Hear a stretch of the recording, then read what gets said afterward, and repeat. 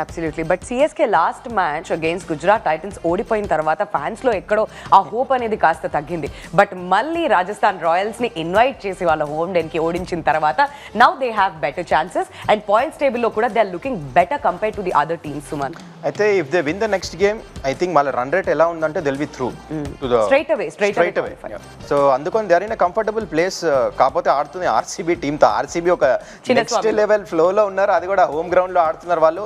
ఇంతవరకు ఈ టోర్నమెంట్ లో 5 మ్యాచ్లు గెలిచిన టీం ఏది లేదు. I think it's the only RCB team 5 matches గెలిచేస్తున్నారు. ఈవెన్ కేకేఆర్ కూడా గెలవలేదు. సో అలాంటి ఫామ్ లో ఉన్నారు. అందుకని it's going to be very important game. 50th victory వచ్చింది చెపాక్ లో. అక్కడ చూసుకుంటే I think it's a great అక్కడ feat what have they achieved. దాని తర్వాత లాస్ట్ గేమ్ కూడా ఆడుతున్నారు అంటే లీగ్ ఫేజ్లో క్వాలిఫై అవ్వకపోతే చెన్నైది లాస్ట్ గేమ్ కూడా ఉండొచ్చు ఇది.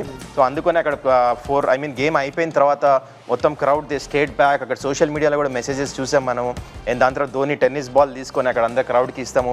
సురేష్ రైనా కూడా చూసాం అక్కడ చిన్నతలా కూడా వస్తాం. You seen some nice visuals there. I think మనకు తెలుసు Chennai is one of the strongest fan base. నిన్న క్లియర్గా అనిపించింది.